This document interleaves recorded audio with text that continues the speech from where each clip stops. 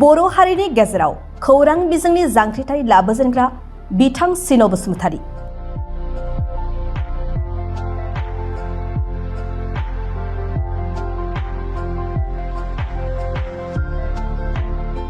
बड'सा खौरां बिलाइनि गायसनगिरि रुंसारि सिन बसुमतारीनि गोसोखांथियाव क्रिकेट टुर्नामेन्ट।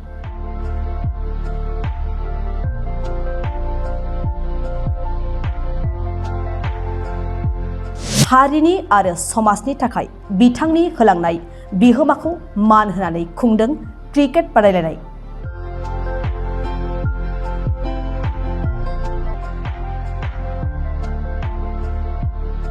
बड'सा खौरां बिलाइनि गायसनगिरि गाहाय सुजुगिरि रुंसारि सिन बसुमतारीनि गोसोखांथियाव क्रिकेट बादायलायनाय खुंदों।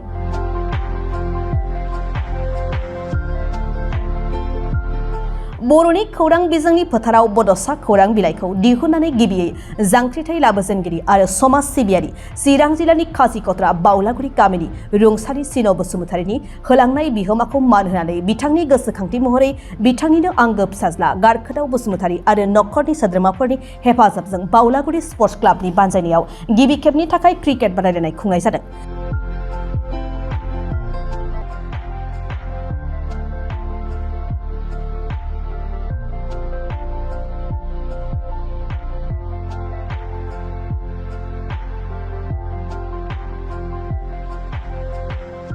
रुंसारि सिन बसुमतारीनि आंगो गामि खासिकत्रा बावलागुरि गामिनि गेवलां गेलेग्रा फोथाराव थांनाय 22 मार्चनिफ्राय जागायनाय बे क्रिकेट बादायलायनायनि जोबथा एबा फाइनाल बादायलायनायखौ दिनै खुंनाय जायो।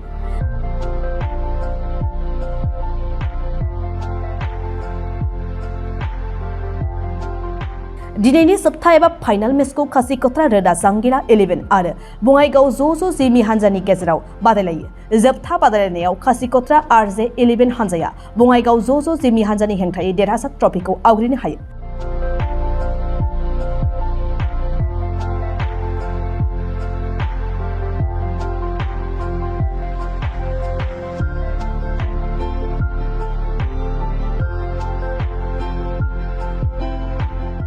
दिनैनि जोबथा बादायलायनायनि गिबि हाबाफारि बायदियै फुंबिलिनि समाव रुंसारि सिन बसुमतारीनि सावगारियाव मान बावनाय हाबाफारिखौ मावफुङो। रुंसारि सिन बसुमतारीनि सावगारियाव बिबार बावजेनो बिथांनिनो आंगो बिसि रुफालि बसुमतारीया। बेनि उनाव हाबाफारियाव गाहाय आलासि महरै बाहागो लानानै फाइनाल मेचखौ बेखेवनानै होयो 13 नं चिरां दुवार बियाबनि MCLA अमर बसुमतारीया आरो बाहागो लाफायो बारग' MCLA मावथि ब्रह्म हाज'वारि बिथाङा।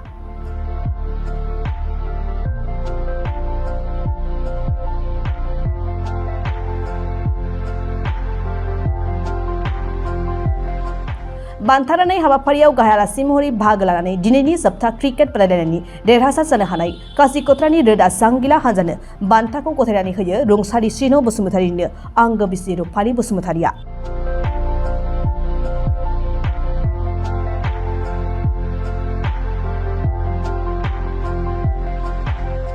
लोगोसे रानार्स आप हानजा बङाइगावनि ज' जिमि हानजानो ट्रफिखौ गथायनानै दुलाराय बर' फरायसा आफादनि गाहाय नेहाथारि करिन्द्र बसुमतारीया बान्था महरै देरहासार हानजा खासिकत्रानि रोदा जांगिला हानजानो ट्रफिजों लोगोसे नोगोद 30,000 रां आरो रानार्स आप बङाइगावनि ज' जिमि हानजानि ट्रफिजों लोगोसे नोगोद 20,000 रांनि बान्था गथायो।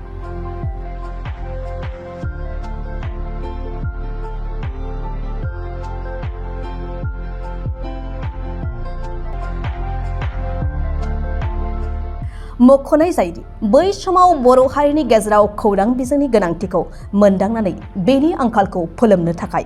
गिबियाव आर'नाइ दानसेयारि लाइसि आरो उनाव बड'सा खौरां बिलाइखौ दिहुननानै हारिनि गेजेराव खौरां बिजोंनि जांख्रिथाय लाबोजेननाय बर' राव थुनलाइ हारिमु गेलेमु समाजारि गासै बिथिङाव मैखोमै बिहोमा होबोनाय सिन बसुमतारीया थांनाय 2015 इं मायथाइनि 29 डिसेम्बराव रुंसारि जालांदोंमोन। हारि आरो समाजनि थाखाय बिथांनि होलांनाय बिहोमाखौ मान होनानै बिथांनिनो गोसोखांथियाव गिबि खेबनि थाखाय खुंनाय बे क्रिकेट बादायलायनाया जाफुंसारै जोबलाङो। हाबाफारियाव रुंसारि सिन बसुमतारीनि अनसुलि बिसि रुफालि बसुमतारी, फिसाज्ला गारखोदाव बसुमतारी, फिसाजो सिनारि बसुमतारी, बिथांनि बिनानावफोर आरो नखरनि सोद्रोमाफोरजों लोगोसे ओनसोलनि गोबां मेलेमजिबि सानसुमै आरो रायजो राजाफ्रा बाहागो लादोंमोन।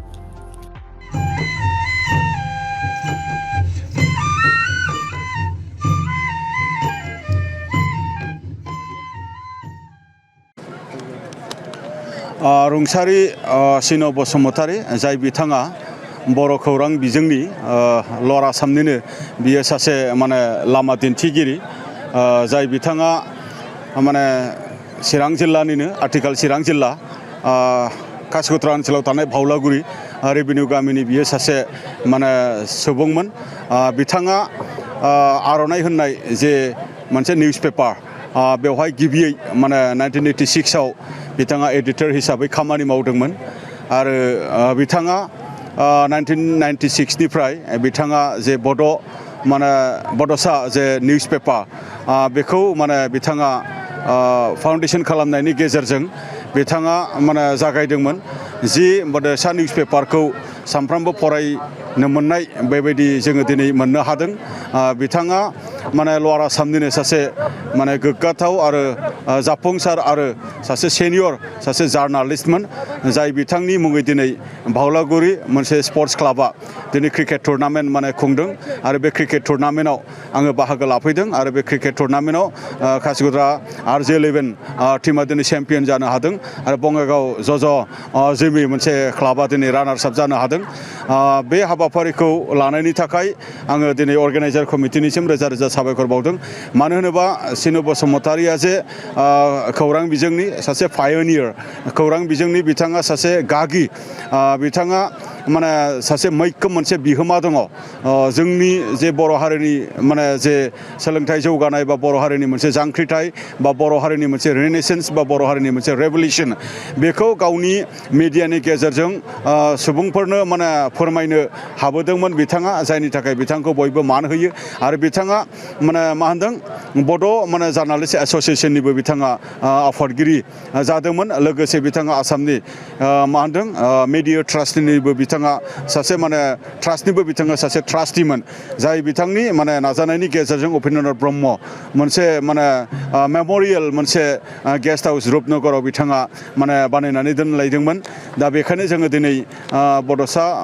माने मा होनदों निउस पेपारनि जे फाउन्डार बा प्रप्राइटर माने रुंसारि सिन बसुमतारी आरो लवार आसामनिनो सासे गागि माने सेनियर माने जाय बिथाङा माने 2015 मायथाइयाव रुंसारि जादों बिथांनि मेम'रियाव दिनै जेनाखि मोनसे क्रिकेट जे टुर्नामेन्ट खुंदों बियो गाहामै गाहाम जालांबाय आरो बेबायदिनो जोंनि गेदेमा आरो सानसुमै जे जोंनि हारिनि सम्पद बिथांमोननि सान्थौ आरो सानस्रिखौ फेहेरनांगौनि थाखाय जायखिजाया हाबाफारिनि गेजेरजों जोङो खालामनांगोन आरो उन जोलै जे जोंनि माने यां बा निउ जेनेरेसनफोरखौ जोङो बेबायदिनो आगुनि जे जोंनि हिटयाव रुंसारि जादों बिथांनि मेम'रियाव दिनै जेनाखि मोनसे क्रिकेट जे टुर्नामेन्ट खुंदों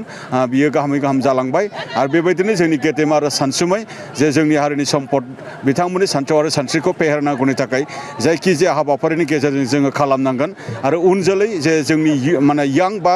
निउ जेनेरेसनफोरखौ जोङो बेबायदिनो आगुनि जे जोंनि हिर'सफोरनि जिखिनि बाथ्राफोरखौ जों मिथिहोनांगोन गोजोन्थों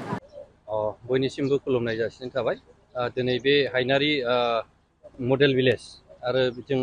खोनानो मोन्दों सबसे बिटिआरनि गेजेराव सबसे बे क्लिन आरो साबसिन गामि आरो बेहा रेकर्डबो दङ बेवहाय दिनैहाय बेजों लोब्बा नांजाबनाय गामि बेखौ बुंगोन भावलागुरि जाय बिथाङा बेयाव जन्म जादोंमोन सिन बसुमतारी आरो बिथाङा प्रेसनिबो मालिकमोन आरो बहुद बेबायदिनो आर्टिकेलफोर लिरबोनानै गोदो जोंनि बर'नि समाजाव गोहोम खोख्लैबोदोंमोन बिथांनि रुंसारि जानायनि दिनै मोनसे क्रिकेट फाइनाल मेच आरो बे क्रिकेट फाइनाल मेचआव गेलेगोन बङाइगाव आरो भार्सेस लकेलजों दा बेयाव आं फैनानै जोबोद मोजां मोनदों गामिनि मानसिफोरजों दिनै नुनानै आरो बिथांनि जेनोखि